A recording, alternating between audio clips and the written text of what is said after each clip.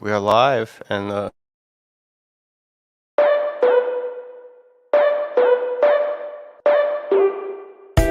Hello and welcome to another episode of Talksicology, brought to you by Recovery Unplugged. Here at Talksicology, we talk all things addiction, recovery, and mental health. Tonight's guest, addiction professional, Nico Doorn. I'm your co-host, Jason Cabello, and as always, your host and mine, Joseph Gorordo.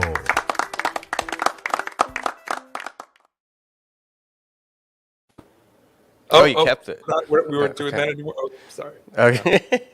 Did you ever watch Dragon Ball when you were a kid? No, I was like 30 something when that came out. They used to do this thing where they'd go fusion, and like we could. Anyway, never mind. Hey, everybody! Welcome to Toxicology. What up, fam? To Sadie. Welcome to Toxicology, the greatest #1 show about addiction, mental health, and recovery that is on Facebook at 7 p.m. on Thursday nights. Thank you for joining us. If it's your first time here, if you're coming back for more, welcome. Please feel free to interact as much as you want in the chat. We love it. And don't forget to like, follow, and share. Today we have a super, dare I say, action-packed episode. Dare you? I guess I did. You did. We have a fantastic guest today. Nico Doorn from Alpha 180 is going to be with us in just a few minutes to talk about Nice. recovery, collegiate recovery, and all kinds of good stuff related to that. Well, but I know, Jason, you had a couple things you wanted to talk about before we got into the nitty gritty. Okay, that was pretty subtle. Since you brought it up, Joseph, tonight's episode is brought to us by our first sponsor. Oh, we got a sponsor? We have Love Kombucha, which is an Austin-based, recovery-owned kombucha company owned by our friend Ricardo. He was nice enough to send us some stuff. So, besides Recovery Unplugged, who is the underwriter. Go ahead. So you just told Ricky, hey, can I get some free kombucha? And I'll mention it on the show. That's what happened. Well, no, I mean, if we're gonna get into it, I'm actually helping him do some video content, and he's been giving, and just for trade, you know what I mean, because he's a friend, and I like to help out my friends. And then I told him that we have a podcast, and then came up, hey, why don't you, And I know you don't partake, but Greg and I love the kombucha. He didn't give me a tagline, but I've been thinking of stuff. So right now, it's so far, Ricky, if you're watching, you could write me a check later for this, but put down the hooch and pick up some booch. I'm gonna keep working on that. No, I like that. Or just hooch, not booch, or booch, not hooch. Okay. Yeah. Or if you want to go to war with Big Soda, you could be like, hey, Soda, take a scooch. Go ahead. Pick up some booch. I don't know. I'm going to keep working on this. So look. Kombucha first became kind of like trendy when I had first gotten sober, right? I'm talking like the tail end of 2008, maybe early 2009 was the first time I heard about kombucha. And I was just like, it's got a little bit of alcohol. I'm not going to mess with it. Right. And that's always been my thing. I've never touched a drop of kombucha in my life. I know it's not a relapse, but I know for me, I'm not comfortable with it. Good for you. Yeah, you know your boundaries. I'd love to hear from the audience. Kombucha. Drink it? Don't drink it? Is it risky? Yeah. Fine? I don't know. It was one of those things that I definitely avoided in my early recovery, just because I heard, like, it might not be a good idea, and then, I don't remember what drove me to take my first one, but once because I love, like, vinegary spirituality. Stuff. Yeah, spirituality. Spirituality, yeah.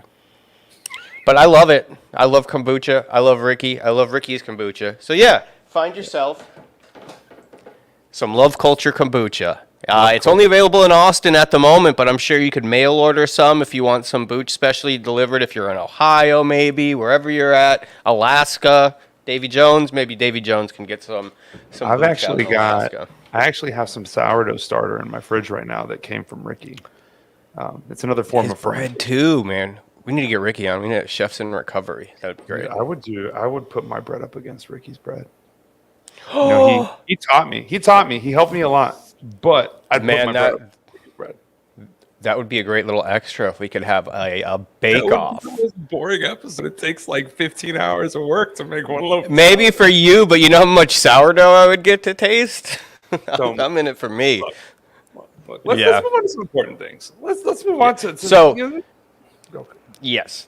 Some definitely some more important things. So I have to give a huge shout out to the Face the Music Foundation, who actually helped me this past week, get somebody into treatment. I think I had mentioned on the show before that there was a kid that I see at the skate park who was kind of an overnighter at the skate park out here, which means that he's kind of, I don't know if that was his residence, but that's where he would most frequent late at night, and I'd see him during the day, and he just looked like he needed some help, So we had talked a couple of times, and he just he seemed serious about it. Like everything I suggested him to do, fill out some applications online, like he did it, and then we got him into treatment. So Face the Music Foundation does wonderful things. If you want to check out Face the Music Foundation, it's Paul Pellinger's foundation, who is one of the co-founders of Recovery Unplugged. So big shout out for making that Shout out to happen. Paul Pellinger.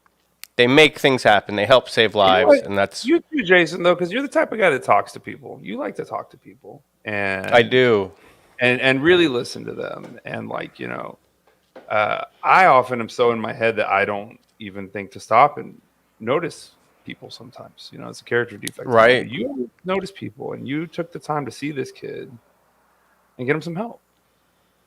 Yeah, and funny, and I was telling my friend Carlos Truan about it, who is a man in long-term recovery who owns a tattoo shop out here.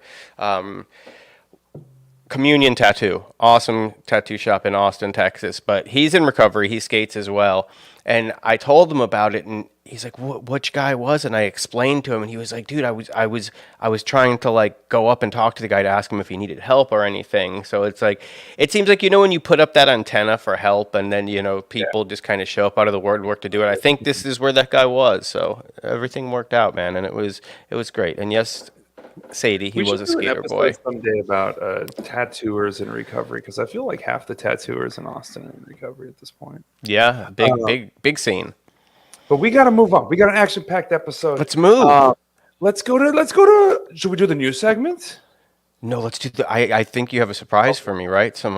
Yes, y'all. I put together this trailer for this new segment. Jason normally does all our graphics, but I think I can put, just like I can challenge Ricky on the sourdough. I'm giving Jason a run for his money on the video. Greg, roll the clip. There once was a wheel. It was a special wheel. It was a magical wheel. It was the best damn wheel. It's the spinny wheel of songs. Da-da-da-da. Incredible. All right. That was, yeah. All right. Fantastic. Welcome to the spinny wheel of songs. In this segment, we have a magical wheel that Greg put together for us, where he's got all kinds of questions about music. And we're going to spin it, and we're going to answer whatever question comes up on the spinny wheel of songs. And we're going to do the three songs that... I don't know. 3 songs, yeah. Spin it, Greg. Whoa. All right. Yeah. I was waiting. Whoa. Oh, man. A song that reminds me. Oh, that's easy for I me. got two. I got two real quick. All right. Go ahead. Go ahead. Number one. Whitney Houston, Saving All My Love for You. When my parents first got divorced, my mom would sing that song with every emotion in every lyric. And I just remember that, and I think as a kid, I didn't realize, how she was feeling. But yeah, that. And the other one is going to be Louis Armstrong, What a Wonderful World. Richard, was it Louis? Yeah, it was Louis Armstrong. Yeah, Louis Armstrong, What a Wonderful World. We got the only new car we ever had when I was a kid was a Ford Taurus station wagon, and it came with a cassette tape that was meant to highlight the amazing Bose sound system. And that was one of the songs. And I remember listening to that a lot when I was a kid. And actually, I danced with my mom to that song on my wedding day. Beautiful. What you got, Jason?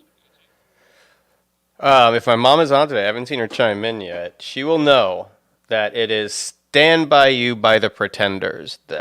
She would dedicate that song to me every time I would go into treatment, and which was, as you know, many times. She would just be like, she'd drive me to detox, and she'd play it. She'd just be like, and I would be, dope sick, but I'd still be fighting the tears back. But that song is number one. That song will always remind me of my mom for sure. All Together Now by the Beatles, which was in Yellow Submarine. Now you're together now. All together. Yes, and there's my mom. Copyright Jason singing that. Yeah. Oh yeah. Better watch out. They're litigious. But because I used to. Yellow Submarine was one of my favorite movies when I was a kid. And then the one part when it's like, "Jay, I love you." My mom told me that the Beatles wrote the song about me, and I believed her up until about, I'd say, 3 or 4 years ago. I found out that they didn't.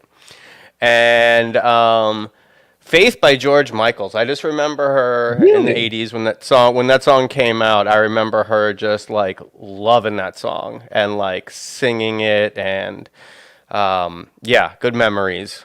80s were a great time. Jason, are we going to have time for press, radio, and films? Yeah, let's okay. Let's move it along. Nico's got a lot of good stuff to say. I don't want to keep him waiting much longer. Let's roll the press, radio, and film. Press, radio, and film. So hold on, Jason made that intro clip. So I'd like to get a vote going in the comments of who creates better video content. I vote on yours. So 100%. I think I'm out of a job here. I'm gonna update my LinkedIn as soon as we're done. Hang it up. Yeah. So what do we got going on this week? You want to start, Greg, with the Drew Barrymore one? I thought that one was pretty a little interesting. Was there a family history of that at all, or? Oh my God! I mean, literally, they all died of consumption. My grandfather died of consumption, and a long line of alcoholism, so it's highly genetic, obviously. It is highly genetic, but I'm going to be the one who breaks that in our chain. Break it. Yeah. I haven't had a drink in almost 3 years, and it's a really good feeling. Well, what's your happy place? How do you calm down then? Do you meditate? Do you take a bath? Do you run around the block? How do you calm that thinking brain without alcohol? Yeah, I'm not sober. I don't work a program. It's just, I realized my relationship with alcohol was the most toxic one in my life, and one I'd been trying to master since I was 9 years old and did start drinking. And that, I had to find a way, I had to find a different way to live. And yeah, that was on the Fly on the Wall podcast. It's Dana Carvey and David Spade. And I just thought it was really interesting that she, unlike most people that I hear talk about it, she made it a point to say that she doesn't drink anymore, but that she is not sober, that she's not working a program, and didn't take that, you know what I mean? Like, because I feel like people who really put a lot of work into their recovery and really, fight their demons every day, but still do a little bit of this and do a little bit of that. And I think it takes some of the, at least for me, I put a lot of hard work into staying clean. Yeah. And, it's, when somebody says, like, I'm sober and, clean and sober, but I will, take a Percocet here every now and then. I will do a little line of coke. So you appreciate her saying, like, I'm not in recovery, but I don't drink. I do. Correct. Yeah. That is definitely something. What stuck out to me in that clip was when she was like, I don't drink. And I guess it was Dana Carvey or David. I don't know who asked the question, but they were like, well, so what do you do instead? Like, that's the general public response. Like, if you don't drink, you must do something else. It's like, how do you not breathe? Do you have a respirator? But just interesting, the way we think about things, right? Because like if I say like I don't eat cheese, no one's like, well, what do you eat instead? What do you put on your pizza? Yeah. But that's, we treat alcohol differently than other drugs, right? I don't ever tell people, when I say I don't shoot heroin anymore, no one's ever Right. like, Well, what do you do? Yeah, I mean, What do you do? I mean, what else is there? Not even if you have a bad day. Yeah. How do you unwind? Anyway, look, we've kept Nico waiting a long time, and you guys, I put it on Facebook the other day, but like I respect Nico to the nth degree here in Austin. He is like the most humble, subtle, yet like good-hearted and powerfully. Like his presence has a power. Nico's a guy whose words I take seriously, and I'm excited to have him on the show. So without further ado, Nico Doorn Adieu. from Alpha 180. Welcome to the show, guys. Nico. How Appreciate you it, guys. doing? Really glad to be here. Doing Yeah. great. So Nico is our first guest that is in the same city as me, the same suburb of Austin, which is really exciting. Oh, cool. Right around the corner, in Wow. fact. I mean, I'm assuming you're at home. I actually have like a little office by my house that I use every once in a while. So right around the corner, though. Okay. So yeah, you're still That's convenient. Yeah. So Nico, I just, I don't know if you remember when we first met, but I do. There was some networking thing, and Bobby Ferguson was like, Joseph, I want you to meet my guy Nico. He just moved here or is about to move here. And I think that Bobby thought because we both had tattoos, we were like, we got to meet. And I remember talking about your Harry Potter tattoo. You got like a half sleeve going of Harry Potter stuff. And then I remember liking you and then finding out that you had done a TED Talk and being incredibly jealous. That's pretty Cool. awesome. Yeah. I can't remember the first time we met, but it is a little ironic that Bobby spotted that because turns out we have all kinds of stuff in common. We're in the same area. We've, guys in recovery, family men. You said you just came from baseball. I'm guessing it's the same baseball field I was at earlier. Probably. So it's pretty cool. The tattoo thing's kind of cool too. Harry Potter, like now I'm getting to the point where I'm on like round 3, round 4, round 5 of like finding Harry Potter again. And that's pretty cool too. And I think you have that love, maybe. Yeah. Well, I was not initially a Harry Potter fan, but my wife was. And then as we started introducing it to our kids, I fell in love. I can't. Yeah, it's great. Yeah. Oh, I think we're getting some hearts for the Harry Potter comments. But so Nico, I honestly don't know a ton about your story. So why don't we just start there? Tell us a little about, you, how you got sober, what that journey looked like, what kind of recovery do you practice? We're open to all kinds. Let's just start there.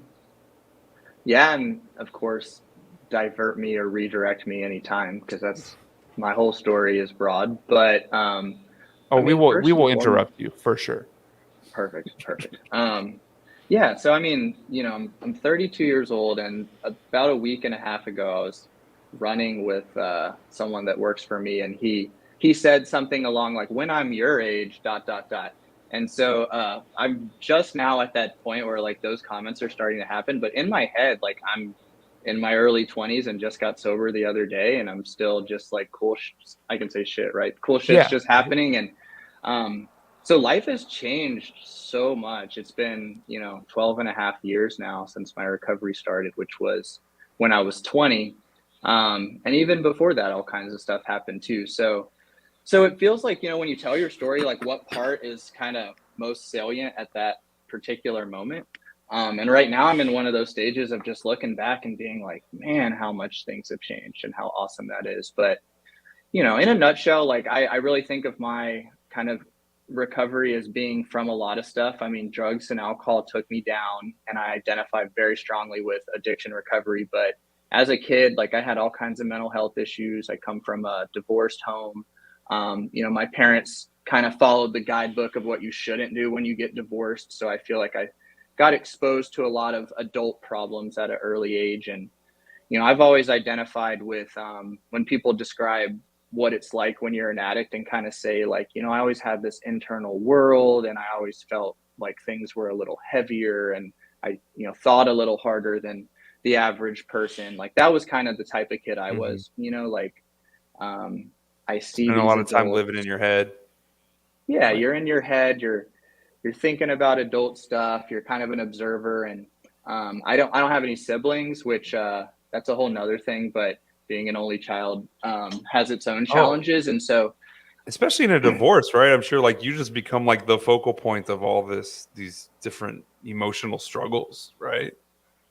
exactly. I mean, I think when you've got a bunch of kids running around and the adults kind of like accommodate to the kids, but then when you just have one, it's kind of like in an adult environment, there just happens to be a kid there. So anyway, point being, you know, I kind of became a person that turned inward and I've always thought a lot. And as I got older and you become aware and can kind of compare, like my household is different from my buddy's household, or, you know, why am I at my dad's only like 2 afternoons a week instead of, you know, whatever, stuff like that. And around that same time, like the internet was kind of picking up and things. And so I just think I found myself like going down a little bit of a darker road that, you know, got me interested in darker things, you know, and so that turned into a lot of different stuff, but that was kind of how it started. So I talk about that a lot. Like before the alcohol and drugs, like I was always attracted to like the bad thing. I think I've talked about it on this show, right? Like on the, you know, a very special episode of Saved by the Bell when there's like the kid who smokes pot and, you know, the message is don't smoke pot. I'm like, man, that kid is cool. Or, you know, Right? like Stephen King novels at an early age. I don't think most 8-year-olds are attracted to Stephen King novels, you know? Right. Yeah.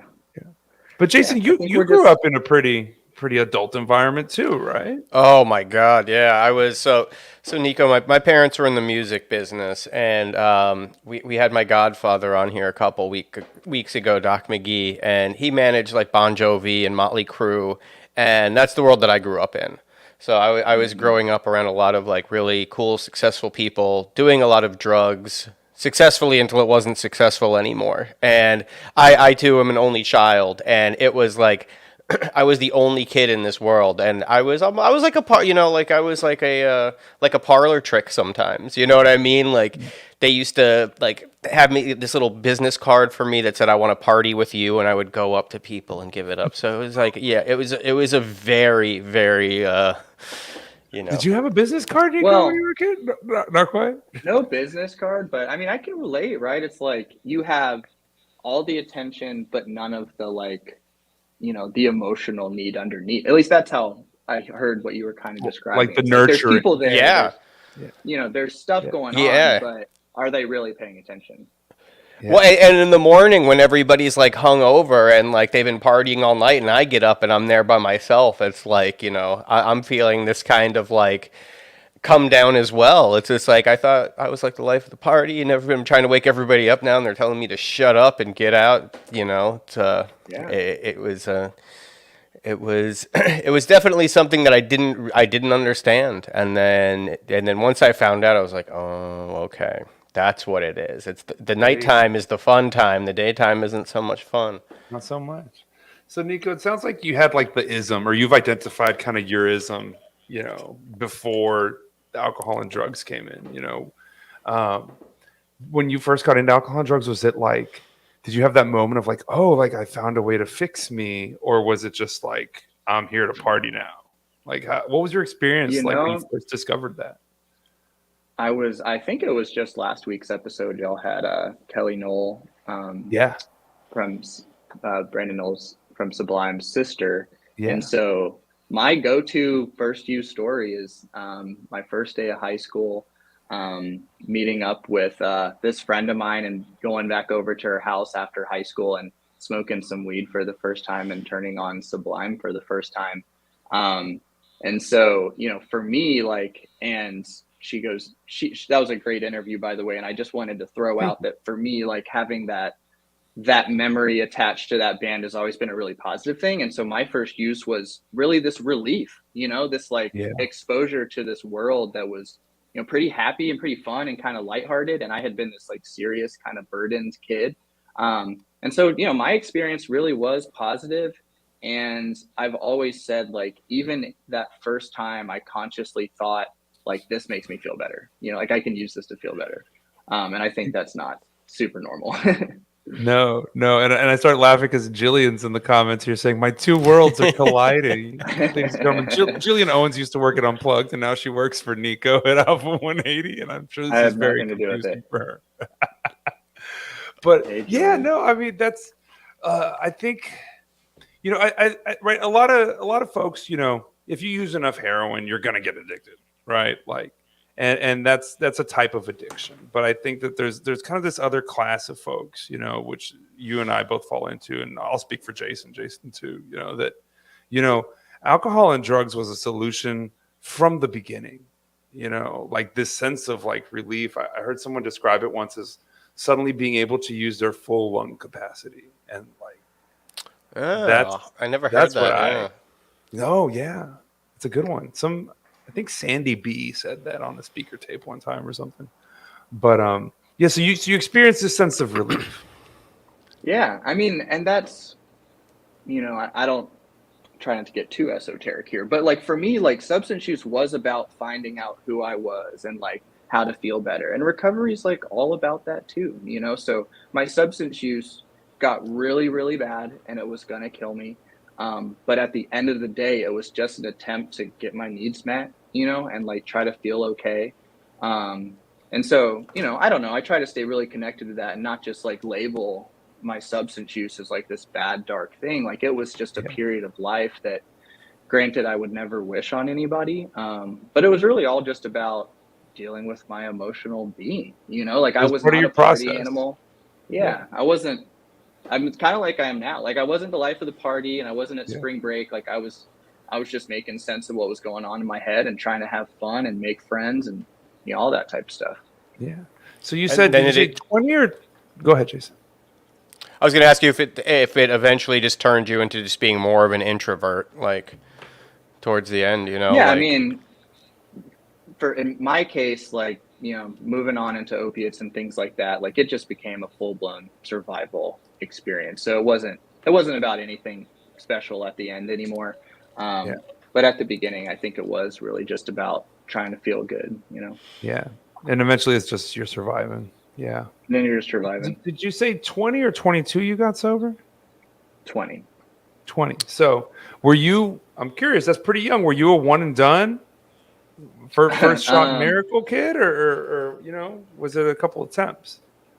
I went to treatment a few times. I got sent to a handful of outpatient treatments. And then when I was 17, so, you know, I have a teenage son. So when he was on the way, I went to treatment the first time and really gave it a good solid try, but I was only 17 years old. And then I think that's what really accelerated me getting sober young was, you know, like I mentioned, the opiate addiction was getting really bad, but then I had this really great reason to get better. So then when I was 20, I went back to treatment, super motivated, and that was it. I had no idea you were that young, but I mean, doing the math, yeah. Yeah, and I think it's a big misconception when people say like, you know, if you go for somebody else, like you'll never get it. And I know plenty of people who maybe, you know, you do have to put yourself first when you're in that situation, but like having a kid or, you know, a parent that's sick and you have to take care of. I know a couple of people who that was the catalyst for them eventually, you know, finding recovery. And you know, because I think some people get deterred to go in and be like, well, you know, I don't really want to stop doing what I'm doing right now, even though I have a kid on the way. But I know plenty of people who have gotten, you know, have found their way because of that. Sure. I mean, that's a tough one with the whole, you have to hit bottom or you have to be ready. I mean, that's so subjective. And we all know tons of people that were forced into treatment and other people that really did have to get ready. So I don't necessarily know, but I agree. You know, when someone is willing enough to go is probably the right time to go, and I was willing enough. Yeah, and real quick, I want to take a second to derail things a little bit because we have someone in the comments right now, Blake, who did something really brave and got on here and said, you know, that he's really struggling on the edge of a relapse, but he's got 2 years. He picked up 2 years in February, and the past couple months have been real hard, and he asked for some good vibes and prayers. But I just wanted to take Yeah. a second to acknowledge that, right? Reaching out and saying something, especially when you're already sober, is scary. So Yeah. like Blake, thank you for sharing that. We're all on Facebook. You can grab any of us, or at Yeah, least I'll speak for DM me, right? us. You can find me on Facebook. I'm happy to talk, but there's Same as here. cliche as it is, there's no problem big enough that a drink won't make worse. So whatever it is that you're going through, man, lean on the people you got around you.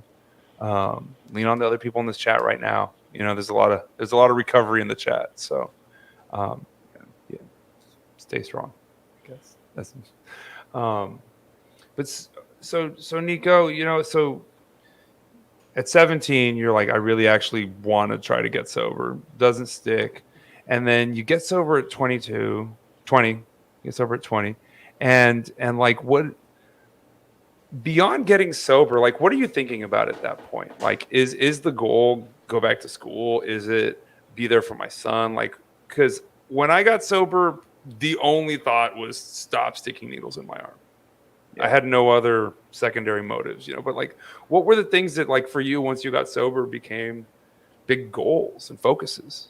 Sure. Yeah. And, the way I just told my story it was about the emotion, it was not like that at the beginning. In the beginning, it was just, don't get high today. And it doesn't matter why I used, I just need to stop. And, I had the exact treatment experience I needed. Like, I would say it was pretty straightforward, and I got education I needed and the suggestions I needed, but nothing too crazy. And I went to a $100 a week sober living in Nashville, Tennessee, and there was no, guidance really provided. And when I got sober, I had, like I mentioned, I had this son. I was 20-year-old with a 3-year-old. I had a 9th grade education. I had been washing cars at a car dealership while using. And so when I got sober, I was like, I guess I'll keep washing cars. So I got a job at a mobile detailer in Nashville, making $12 an hour, which was really good because I had been making $10 an hour when I was using. Hey. And so I wasn't thinking at all about my future, honestly. Like, I grew up in a family that made education really a priority. Therefore, I rebelled against it. But I did come up from, I had those options could have been at my disposal. I had the opportunities to pursue education and things like that. So I guess I'm saying, like, in the back of my mind, I knew I was capable, but addiction had just kind of gotten me to believe that was off the table for me. Yeah, that just wasn't a possibility anymore, right? So why even think about it? Yeah, there's no way. You finished 9th grade and then got expelled and you're a heroin addict. So it's not happening. Yeah.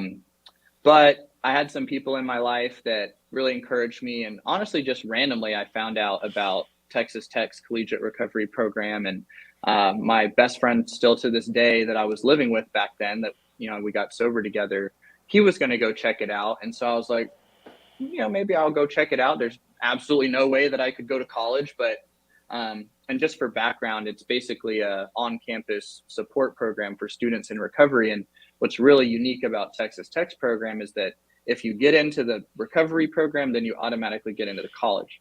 So long story short, I looked at this thing of, there's no way this can happen. And then sort of just by doing the right thing one day at a time, as they say, like, this opportunity fell in my lap, and some people convinced me to go check it out, and I went and checked it out and found myself in college not too long after that. Like, the path just opened before your feet, right? It kind of did. The path to Lubbock. The path to Lubbock. You know what? We've never talked about this. I have a bunch of friends that left Kerrville right around like 2010 to go do the Texas Tech thing. And so you probably know some of them. Probably so. I mean, Colin Speciale and that kind of time frame. Yeah. Paul Lovelace? Yes, I do. Oh my God. Oh. Shout out to Paul. So me and Paul lived in a sober house together when we first got out of treatment. And I remember, the audience doesn't care about this, but Paul's family bought him a brand new Toyota Tundra the day he got out of treatment. And I was just like, that is not what you're like. I've been to rehab enough times to know that was not what you're supposed to do. But, but we took advantage of that truck. Yeah. That's the friend to have. Yeah, absolutely. So you get back into college, and I know, a pretty big part of your background is doing collegiate recovery. I think you started at Vanderbilt doing it out there. And so, like, how did you, was it again like just a natural progression? Like, I'm in college. What am I going to do now? Well, let me keep doing this, or tell me about that. I mean, Vanderbilt's a pretty prestigious school, so like that's a cool opportunity, right? Vanderbilt's prestigious, right? It's all right. It's up there. It sounds fancy. Vanderbilt. It sounds fancy. You definitely pay for it to sound fancy, that's for sure. But yeah, I mean, honestly, like something shifted when I walked into a classroom at Texas Tech. Like when you go through an experience and you're like, there's no freaking way I can do this. There's no way that this is going to work out. And then it just does. Like that type of stuff just makes you believe, man. And so my experience at Texas Tech just planted this seed in my spirit. Like, you can do stuff, man. Like other people can do this too. And so I got a little bit resentful is too strong of a word, but like a little chip on my shoulder that like no one told me I could go to college in all of treatment and thousands of meetings that I've been to. And like no one mentioned like there's other young people. There's all this. I mean, this 12 years ago, I think things have changed in 12 years. But for me, like I wasn't really hearing that. So I was having this experience and started working in treatment back then and worked in treatment for real quick. Let me interrupt you. I remember, so even like when I first got sober in Kerrville, like I remember a lot of the old timers gave a pretty strong message of like, if you young guns focus on anything other than recovery, you're going to get high. Like they kind of actively discouraged young people from going off to college or getting married or kind of taking steps forward in life. Absolutely. I remember I was working at an adolescent unit in Kerrville and we would take the kids to meetings, and this one old timer shared pretty strongly on that topic. And like I was watching these 15, 16-year-olds and I was like, that's bullshit. Like I'm about to share at this guy. And or all the stuff that there's so many old timers that'll come up and say like, you're so fortunate to get sober before the bad stuff had to happen, and we're like, dude, you didn't live my life. Devaluing your experience, like trust me, bro, it's bad. Yeah, no, there's a lot of stuff like that bouncing around, but fortunately, there's a whole world that doesn't see it. Not to say to each their own, but in my opinion, young people shouldn't have to give up on those developmental normative experiences like going to college and spring break and all that fun type of stuff. And there's obviously a period in early recovery where it could be a bad idea. Maybe take it easy at first. maybe don't jump straight into college and spring break and things like that. But take like two classes at a community college first and see how it goes. See how it goes. But you should know that you could, like I want people to know that is possible if they want to choose that route, and there's communities to do it. And so long story short, I just got passionate about that message and was able to find jobs that, I did some outreach, and I was the collegiate recovery specialist. I don't know what that means, but was able to just do some stuff where I got to have cool conversations about collegiate recovery and talk to parents and tell them like, hey, your kid can get sober and do this. And so that's kind of just what I did over those years. And long story short, put that goal of getting into Vanderbilt kind of on my to-do list and was able to get there, which was awesome. And they were super supportive of recovery. So that was my first job where I really got to get on a college campus and do that. That's awesome. I think about that line in the big book, where it's like, we can go anywhere and do anything that a normal man could do as long as we're in fit spiritual condition. And I'm like, that's what it says in the book. It doesn't say, stay in Kerrville and go to 5 meetings a day. Anyway, Jason, I cut you off. I was going to say the great thing about recovery is that just for older people too, because I too, 9th grade education, and I got clean at 42, and ended up going back to school and graduated, and I graduated college without ever getting a high school diploma, and it's to that addict manipulation. that addict manipulation when I went in and they're like, "Oh, what can we have?" I was like, "Look, man, I'm like class of 1992. I didn't save all my like I don't have it like and It was before the computers didn't internet. It exist was back then." Yeah, so yeah, I was able to finish college without ever getting a high school diploma. But yeah, I went back. I got clean. I got I went back to school at like I think about 18 months 18 months in, my sponsor, you never hear a suggestion that's a good one that you want to take up like that. My sponsor's like, you should go back to school. And I'm just like, but, I'm working, I don't have time. And he's like, well, do you want to work as a tech in treatment forever? And I'm just like, well, no, but and he's like, well, then go back to school. And I went back to school and I was terrified when I first went in. I called him my first day in and was like, I can't do this. I went back to school for television and film production. And I was like, maybe I'll go back to school for culinary. And he was like, oh yeah, that sounds like a great idea. Quit on your first day and then like, throw it all away. So he was like, you're going to do this, and I did. And, thank God. And so, yeah, it is possible for somebody You had who's, somebody telling you that you could do more, right? I did, and I didn't believe, and I believed that he believed. It was one of those things. Like I had no faith in myself that I could do it. Like I am so computer illiterate, and I still sometimes I look back and I'm like, I can't believe I didn't walk out my first day. I still can't. Like thank God I didn't. Thank my sponsor John, I didn't. I'm sure that did just so much for your self-esteem, though. Because it's just this thing that you think you can't do, and then you did it. Yeah, and because it's all these lies that I told myself through all these years. Like I'm good at starting things, but not finishing them. My ADHD will never let me finish school. Exactly. All these things that I told myself, and then doing some work on myself and saying like it doesn't have to be like that. If you really want to put some work into, you can do things. And I remember when things just started falling into place like that. I was just like, man, this is what all those people were talking about. Like you could have a life beyond your wildest dreams. It's that belief that you can change, right? That like who you've Right. been doesn't dictate who you can be, right?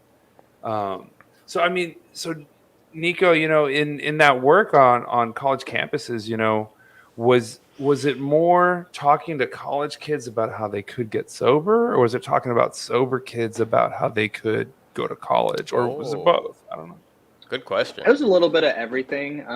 So we were building up the collegiate recovery program, and that term collegiate recovery program usually means like dedicated services for those students. So we were doing stuff just for them, like planning trips, and we'd have little concerts. Like Vanderbilt does a big, spring concerts, big wild party. So we'd table at that and do yellow balloons and all that type of stuff.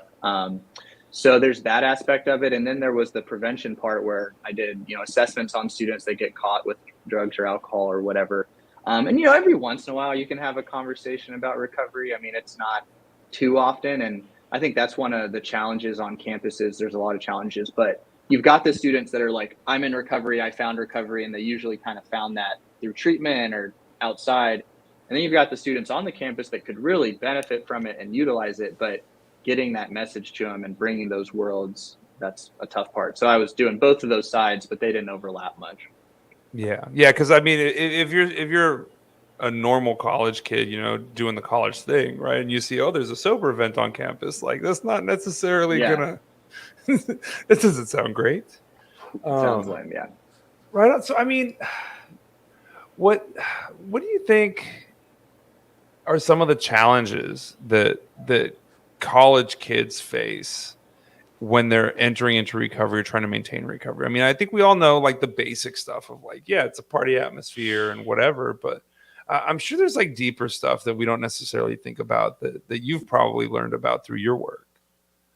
Sure. And I mean, one big, I deal with a lot of parents, and the program we run, a lot of times parents have a long list of stuff they want their kid to get back to, like he's sober now, back to school, save money, whatever, all of that stuff. And I think young people in early recovery young people in general can be kind of labeled as whether it's lazy or entitled. And certainly we deal with those problems. But to answer your question, like when you're getting sober as a young person, the list of shit that you have to figure out, like, who am I? How am I going to have fun? How am I going to do, like Jason was saying, like, can I even learn sober? Like, can I focus? Am I even capable of that? You've got the external pressures from your family because almost all of young people are dependent on them. So they've got their own to-do list, they've got their family's to-do list. And then a lot of times with the folks we're dealing with, they're moving to a new city too and trying to get their recovery established. So there's a host of issues. I think for the young person themselves, like it's the social stuff that terrifies them. Like, how am I going to have fun? And having to withdraw and explain why they're leaving school. You know, it's those social pressures that I think really make the difference with buy-in to recovery or not, you know? Yeah. Well, and you know, I really like the idea that, you know, addiction is a disease of isolation and, you know, recovery, therefore, is about connection and community. And I know that was a huge part for me. So being in the college environment probably makes that part that much harder, right? Like, how do I connect with my peers, you know, if everything is so centered on alcohol and drugs? Yeah, and people that use substances, data shows like overestimate how much other people use substances. So I think people getting sober, like everybody drinks. And yeah, a lot of people drink, but there's also a lot of people that, you know, college students that are active in other ways or whatever. So for someone getting sober, like there's obviously the recovery world, but there's also just the real world of like learning, like not everyone drinks all the time. And with a college campus, you know, I was the type of student that like, I never used the resources. I never used the counseling center. I wasn't about to talk or ask for help. But a lot of the guys I'm dealing with that are going back to school earlier in recovery, they're finding out like there's all types of resources on campus. There's all types of cool shit going on. There's all types of nice people to talk to that you just didn't because you were, you know, in your own zone. So I just want to kind of paint that like, yes, returning to school is challenging and can be dangerous in early recovery, but there's also a lot of positive that I don't think people think about that really sustains recovery. You know, like it provides a lot of the kind of building blocks of a recovery program that we know anyways. Yeah, like time management, organization, goal setting, breaking big things into small chunks, right? Like it. Yeah, for sure. I can see that. You know, I actually, before I got sober for real, I was sober for like a little tiny amount of time. And in that tiny amount of time, I made Dean's List at Laredo Community College. Yeah. Nice. That doesn't surprise me. Dropped out the next semester, though, for like the third That doesn't time. surprise me. It kind of helps to go in as a high school dropout because then you've just got a total clean slate, you know? Yeah. Nobody expects much of you. No, you're just like, just whatever happens, it's going to be great. I'm just glad to be here. So quick story from that time period. So in that time period, right, I was going to school sober. I hadn't smoked pot in like 2 years or something. And I ran into an old buddy. And he wanted to go smoke a joint in between classes. And I was like, you know what? I'm going to go smoke this joint with you. And then I was trying to be a good student. So I went to class, you know, and at the time I would sit in the second row center, right? Didn't want to seem like too much of an eager beaver, but you know, second row, right? And it was the day that my history teacher was talking about the Trail of Tears, you know, and as she's describing, you know, all the injustices that the Native Americans suffered during that time period. In my brain, it was so vivid, my imagination of them experiencing these things, that I began to weep in the second row of this college class, like drops of water falling on my paper and sobbing openly in class. And I just got up and walked out. Didn't say a word. Getting that early recovery emotions going, right? Yeah. It was not good. So you mentioned things have changed a lot since, you know, when you first got sober, when you first got into college to now. Like, I know we're actually gearing up to go to this big conference in Virginia that is the Association of Recovery and Higher Education Conference. It's this huge, it's a really big conference where people come from all over the country to talk about collegiate recovery. So like, what's it been like for you? I mean, you got in kind of at the ground floor of like this swell of this movement. How do you feel getting to watch what's been taking place to where I think most college campuses at this point have some sort of recovery on campus, right? So tell us about that. Yeah. I mean, it's been really awesome to see the growth in that area because, yeah, I mean, technically Texas Tech started about 35 years ago, but there was one or two colleges for the first 20 years and everything's happened in the last 10. And so I think, the positives are this is being talked about, like there's awareness about this issue. There's certainly a ton more awareness about mental health, and I think that's one of the positives of COVID. So I think all of that is good. Just the usual university challenges, like these programs are underfunded. We're talking about a lot of schools, they're fighting just to have a meeting space to have their weekly meeting or to throw a pizza party. And so the growth is awesome, but it's nowhere near meeting the need. And a lot of these programs are, there's one awesome person that's championing that for a campus with 20,000 people. So it's come a long way. And I think, as people are researching those programs, like using the Association of Recovery and Higher Ed as a resource and calling them and just asking like what they offer, because some places will have a building and 100 students and a meeting every day and advisors. And then other places, are struggling just to get a handful of folks, to get together. And is it becoming easier for, a student who wants to maybe self-disclose, like if they're having issues before it becomes, before they get caught doing something or get kicked out? Is that something you work with too? Yeah, I think, I don't know if this answers your question, but I think disclosing mental health issues is now something that's like pretty acceptable and understood. Mm-hmm. But I still think disclosing substance use issues has a lot of stigma.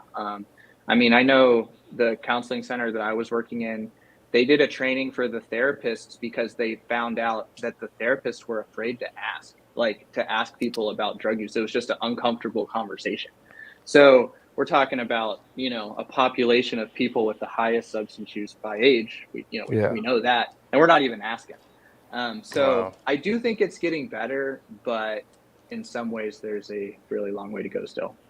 So in my experience, a lot of universities, and I won't call out any particular university by name, but, a lot of universities where I know for a fact have huge drinking cultures and problems because I see their students as clients from time to time, seem to be really unwilling to admit that that's an issue on their campus. And I'm curious, why do you think that is? Have you had that experience? Universities being unwilling to admit that there's a problem. I mean, I think a lot of times universities want to believe that they're addressing the problem. It's like, because most universities can point to the resources they have on campus. And like I just said, I mean, there is more and more going on that does kind of look like mental health awareness and advocacy and really positive things. And so I think the challenge for the recovery world is to help someone understand, like, an addict in recovery that's a unique lifestyle with unique features. And so to really understand like that student and to define like who is that, how many are there, and do we even know where they are? I don't think that's really clear yet. And so it leaves like the person that's actually in recovery, that's going to college day in, day out. I think they're kind of left, if that makes sense. Even though the student that's like really anxious and is about to drop out, like there's more resources for them today. But for the student that wants to go back or, got invited to a party but isn't sure whether to say he's sober, like that's still a problem. Well, I think substance use, we're forever a couple steps behind wherever mental health is at any given time, but I think that gap's closing, and largely in part, due to changes in public perception and, the greater acceptance of the idea that like substance use disorders, people with substance use disorders are not bad people, because that was the thing forever, right? Is you're just, you're lazy, you're washed up, you're a loser, you're whatever. But like, I see examples every day of the opposite of that. So I'm looking at our talking points for today, and we've hit almost none of these. We've just been having a good conversation, but Jason loves it when we just forget about the talking points. Yeah, it's a good conversation. But I do too. Like, it's better. But is there anything, as we're getting kind of close to the end of the show, that that we haven't talked about that you think is really important that people know about this particular issue, or about, maybe even a little bit about like what's special about like what you do at Alpha 180, which, is not, it's not a sober fraternity, but it is, some really robust recovery services closely aligned with the university. Like, I mean, just, this is your free platform. What do you want to talk about at this point, Nico? Oh, I appreciate that. I mean, I don't know. I think what's coming to mind is that, when I think about young people or early recovery, like we're talking about trying to find yourself, and figure out who you are. And so what I do with helping guys go back to school and, all of that stuff is as important as it is. And like, really why we're doing that is we just want to help these guys have experiences where they figure out who the heck they are. Like, what do I enjoy doing? And what do I like? And how do I have fun sober and all of that stuff. And so, in thinking about like this conversation that we were going to have, and we were going to talk about, having fun sober as a young person, all that stuff. I think the message is really, just the message is just like, you can, and like you can have these experiences. And in early recovery, like there's a necessary period where like you've got training wheels and bumpers on, and there's a lot of rules and there's a lot of containment, and it's going to feel like your life is slowing down and everyone's breathing down your back. But that's a necessary temporary time while we just get you stable. And then after that, like doors can start opening up and experiences can start happening. So I think to as best as possible for our audience to just like have that hope about recovery. Because I think young people's recovery, especially, like it's blowing up. There's all kinds of cool stuff. I mean, I'm pointing out some of the issues with collegiate recovery, but the reality is like there's such thing as collegiate recovery, and colleges it exists. Yeah, that's a huge step, right? Yeah. So it's a hopeful world to be in, Yeah, that's awesome. Yeah, I and I think, like a lot of the topics we had planned to talk about, like how do I spring break sober? It's like you can, that's a great message. I was like, same, like, what do you want to do for spring break? Do that. Yeah. All right. Well, we like to wrap up the show with a rapid fire question segment. So if Gregory would please do the honors. It's rapid fire question time.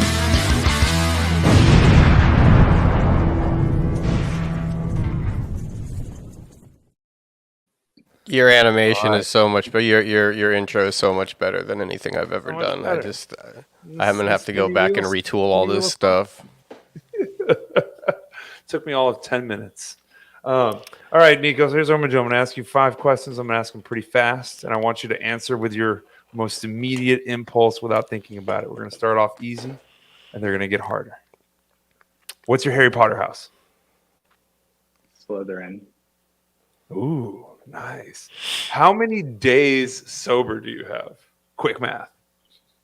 I don't know, 4,200? Solid. All right. What is your go-to guilty pleasure food? What do you do when you can't drink and you've had a bad day? So lame. Raisin bran every night. Raisin bran or Raisin Bran Crunch? Regular Raisin bran. I get that shit. Okay. I still feel good about it, Ooh, all right. Good stuff. Okay. I think this one's actually really easy. So Texas barbecue or Tennessee barbecue? Vegetarian. Son of a bitch. Okay. All right. Last question. We gave you a heads up on this one. What's the song that makes you think about your mom? Well, you said It's a Wonderful World by Louis Armstrong, I think, which came to mind. But what really reminds me of my mom is Patsy Cline. So growing up, my grandmother, so like I go out walking crazy, things like that. Because I grew up, my grandmother sang jazz music. And so all the nighttime songs were just old rock, old jazz. Yeah. Very nice. Very nice. All right. Your last opportunity, if you want to leave our audience with one final thought, one final thing, what would it be? Well, if anyone's interested in checking out Alpha 180, it's really just a lot of resources for young adult men in early recovery. We do lots of different stuff, so I won't get into it. And, we didn't get into the family stuff, and I'll be in big trouble if I don't thank my wife for just being awesome and supporting me in everything I do and watching the kids so I can go do a podcast at night. Yeah. And other than that, man, I'm just glad you invited me to do this. Thank you for coming on. Shout out to all the wives who are married to recovery dudes. It can't be that easy. But it's probably easier than being married to an addict. Acting. Right. Well, Nico, thank you so much, man. It was really cool to have you. I really, we probably could bring you back for like the Father's Day episode and we could really chop it up about the family stuff. But thank you, man. I think we could get into vegetarian barbecue too, because there's some good vegetarian barbecue do that on out one of there. the weeks where I'm gone. We'll hang out. We've got stuff in common. We found out, so this is great. Yeah, man. Thank you so much, Nico. Thank you, Jason. I never thank you. Thank you, Jason. Thank you to Greg. I've been waiting for that. It's been months now. And as we like to say here on Talksicology, there's 1,000 ways in and there's 1,000 ways out. We hope you find yours.